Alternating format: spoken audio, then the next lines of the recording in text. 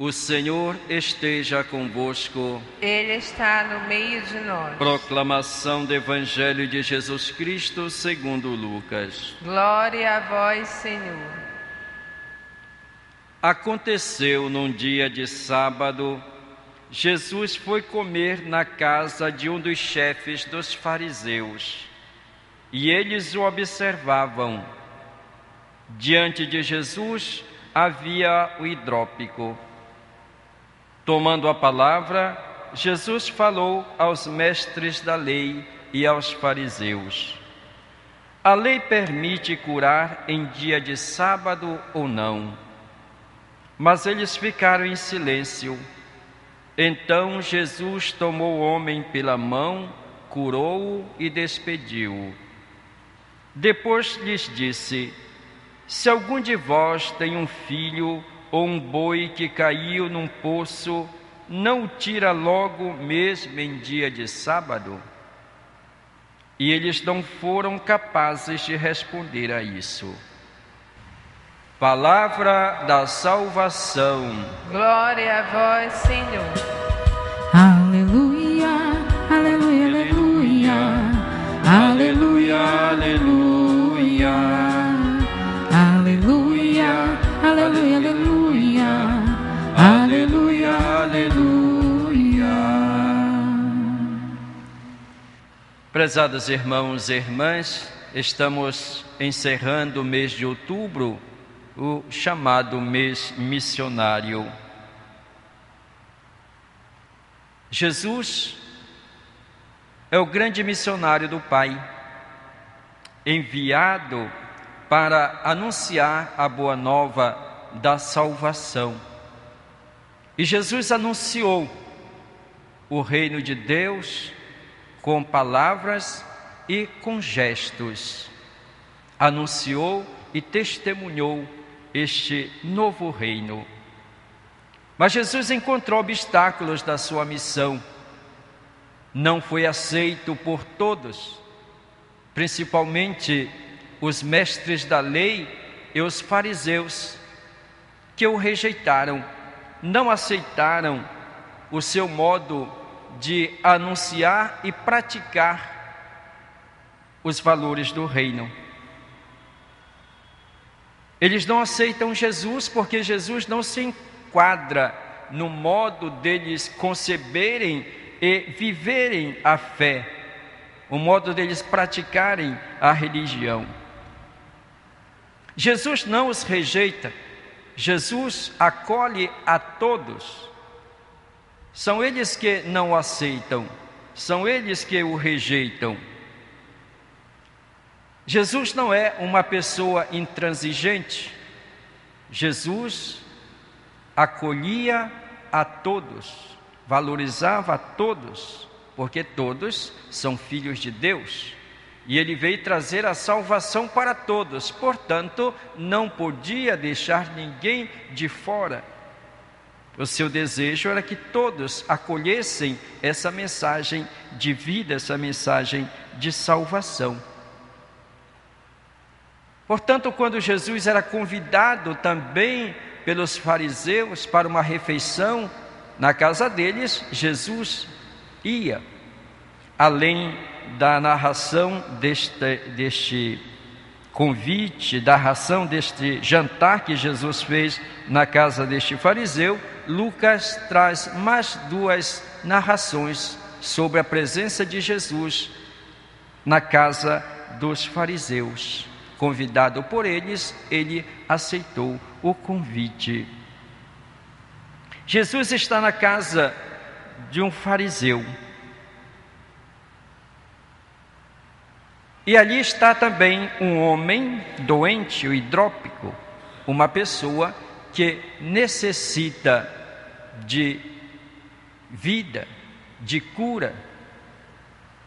Jesus percebe que os fariseus que estão ali estão de olho nele, digamos assim. Eles sempre seguem Jesus para descobrir em Jesus algo que eles acham que seja contrário à prática da lei e terem motivo para acusá-lo. Jesus conhece bem o coração deles, sabe o que eles estão pensando. A presença daquele homem doente serve para que Jesus manifeste a misericórdia e a bondade de Deus. Eles são observantes, inflexíveis da lei, são rígidos. Portanto, no dia de sábado não se deve trabalhar, é dia de descanso. E Jesus, então, sabendo aquilo que eles estão pensando, lhes dirige uma pergunta: no dia de sábado, é lícito ou não curar? Eles ficam calados diante da pergunta de Jesus, ficam em silêncio. Jesus toma aquele homem pela mão e o cura. Certamente eles ficam escandalizados. Jesus está violando a lei do sábado. É proibido trabalhar no dia de sábado. Para eles, a cura que Jesus realizou é um trabalho, e que isso não é permitido neste dia sagrado. Jesus então lhes faz uma outra pergunta: se algum de vós tem um filho ou um boi que caiu num poço, não o tira logo, mesmo em dia de sábado?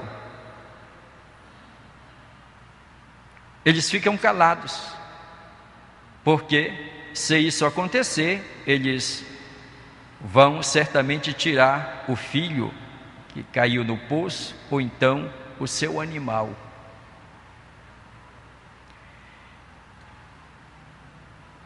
E Jesus nos ensina e ensina aquelas pessoas que a coisa mais importante é praticar o bem, é praticar a justiça, é libertar as pessoas do mal. Que a lei que Deus deu para os homens é em vista do bem do próprio homem, para a sua liberdade. Não se pode observar a lei pela lei. Se uma lei é contrária à vida, ela não pode, de maneira alguma, ser observada. A lei é feita para o homem e não o homem para a lei. Como Jesus disse, o sábado é feito para o homem e não o homem para o sábado. Portanto, o homem não pode ser escravo da lei. São Paulo disse que a lei, a letra mata, é o espírito que dá vida. Então precisamos sempre interpretar a lei de Deus. Jesus chegou a dizer que eles transformaram preceitos, costumes e tradições humanas em lei divina. E é preciso então interpretar a lei para que ela esteja a serviço da pessoa humana, seja para o seu bem, para promover a vida, para promover a liberdade. Nós podemos ser escravos da lei também. As leis que são feitas para promover o bem das pessoas, mas que às vezes não o são. Não podemos seguir a lei pela lei. Existem leis que não promovem a vida na nossa sociedade. Nem sempre aquilo que é legal é de acordo com a moral. Nem sempre aquilo que é legal é justo. Por exemplo, nos países, nos lugares onde a lei aprovou o aborto, é legal, mas não é de acordo com o Evangelho, não é de acordo com o plano de Deus. Portanto, não podemos aceitar esta lei, porque promove a morte, a destruição e não a vida. Existem aqueles que fazem as leis e as impõem sobre os outros. E existem leis feitas em benefício do próprio legislador. Na nossa sociedade, por exemplo, existem certas categorias que fazem as leis e fazem as leis em benefício próprio. Por exemplo, existem categorias que recebem mais de 20 mil reais por mês. Acho que até mais de 30 mil reais. Porque fazem as leis para aumentar o próprio salário. É legal, mas não é moral. É imoral, é injusto. Além do salário que recebem, ainda inventam mais algumas leis. Por exemplo, auxílio moradia. Quando eles moram, cada um deles mora na sua própria mansão, mas ainda aumenta o salário para a moradia, auxílio moradia, não sei que moradia. E assim tantos outros benefícios em favor próprio.